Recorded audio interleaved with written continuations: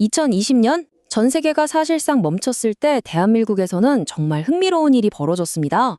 어떻게 한 나라에서 사회는 안으로 움츠러들고 문화는 오히려 밖으로 폭발할 수 있었을까요?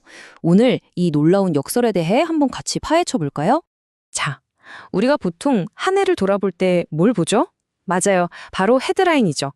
이 헤드라인들을 하나하나 따라가다 보면 마치 퍼즐 조각처럼 흩어져 있던 사실들이 딱 맞춰지면서 한국 사회의 놀라운 변화, 그 전체 그림을 발견하게 될 겁니다. 바로 이 지점에서 오늘의 진짜 질문이 나옵니다. 어떻게 사회적 거리두기가 오히려 문화적 확산의 기폭제가 될 수 있었을까요? 이게 바로 오늘 우리가 풀어야 할 수수께끼입니다. 자, 그럼 첫 번째 이야기부터 시작해 볼까요? 멈춰버린 세상 속에서 한국은 과연 어떻게 이 위기에 맞섰는지 그 생생한 현장으로 한번 들어가 보시죠.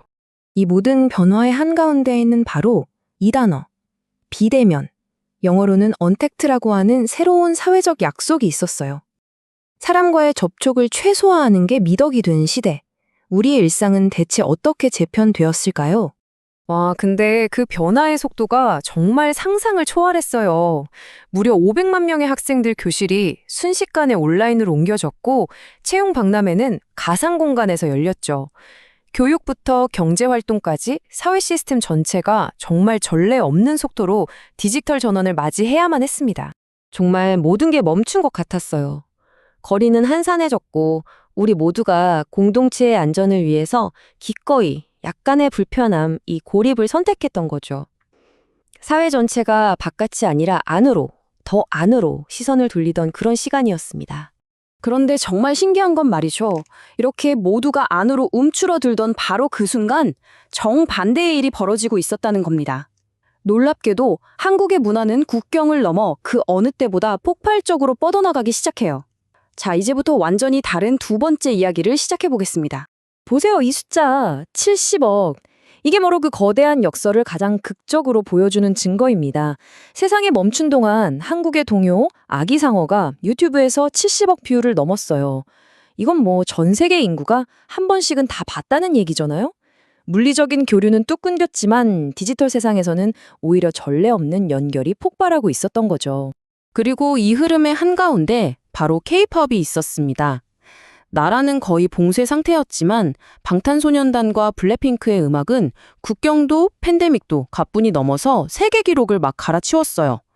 이들의 음악이 고립되어 있던 전 세계 사람들을 하나로 연결하는 새로운 언어가 된 셈이죠. 이 엄청난 문화적 파도는 음악에만 머무르지 않았습니다. 스크린으로 그대로 이어졌죠. 넷플릭스를 통해서 한국의 드라마와 영화는 전 세계 안방을 점령했고 미나리 같은 작품은 세계적인 영화제에서 작품성까지 인정받았습니다. 이제 한국 콘텐츠는 그냥 일부 마니아만 즐기는 게 아니라 전 세계인이 함께 즐기는 주류 문화가 된 겁니다.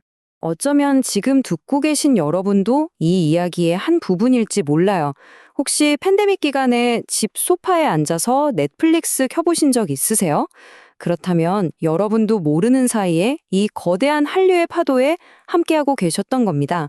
자, 그럼 다시 국내로 눈을 돌려볼까요? 안에서는 사회적 거리두기, 밖에서는 문화적 확산, 이 정말 독특한 경험이 과연 한국 사회에는 어떤 흔적을 남겼을까요?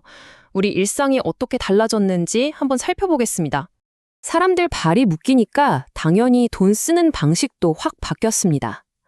밖에서 만나던 모임이 홈파티나 홈술 문화로 바뀌면서 와인 수입량이 사상 최고치를 찍었고요. 또 미래가 너무 불확실하니까 새로운 투자처를 찾던 사람들이 비트코인에 몰리면서 엄청난 열풍이 불기도 했죠. 이처럼 팬데믹은 우리가 지갑을 여는 방식까지 완전히 바꿔놓은 거예요. 근데 이런 변화가 단순히 뭘 사고 파는 문제만 머무른 건 아니었어요. 건강과 환경에 대한 관심이 부쩍 늘면서 채식을 하는 사람들이 많아지는 그런 새로운 라이프 스타일이 주목받기 시작했고요. 또 한편으로는 모든 게 다 디지털로 바뀌는 세상에서 누구 하나 소외되면 안 되잖아요. 그래서 어르신들의 디지털 격차를 해소하려는 사회적인 노력도 아주 중요한 과제로 떠올랐습니다. 자, 그럼 이제 다시 처음의 질문으로 한번 돌아가 보죠. 안으로 움츠러들었던 힘, 그리고 밖으로 맹렬하게 뻗어나갔던 힘, 이 완전히 상반돼 보이는 두 이야기가 우리에게 대체 뭘 말해주고 있는 걸까요? 결론적으로 보면 대한민국의 2020년은 단절과 연결이라는 정말 서로 모순되어 보이는 두 개의 힘이 가장 치열하게 부딪히고 또 아주 기묘하게 공존했던 그런 시간이었다고 할 수 있겠습니다. 바로 이 지점에서 이 놀라운 역설의 비밀이 풀리는 겁니다. 물리적 고립이라는 국가적인 제약이 있었잖아요. 그런데 이게 오히려 디지털 연결을 통해서 문화적인 영향력을 폭발시키는 정말 예상치 못한 기회가 된 거죠. 그러니까 문이 쾅 닫히니까 오히려 더 넓은 세상으로 통하는 창문이 활짝 열린 셈이에요. 정리하자면 이렇습니다. 팬데믹이라는 위기 때문에 한국의 창작자들은 어떻게 소통해야 하지 하고 새로운 방식을 고민할 수밖에 없었어요. 그리고 바로 그 타이밍에 전 세계 수많은 사람들이 집에 머물면서 뭔가 새로운 즐길거리를 찾고 있었던 거죠. 바로 이때 한국이 만든 이야기에 귀를 기울이기 시작한 겁니다.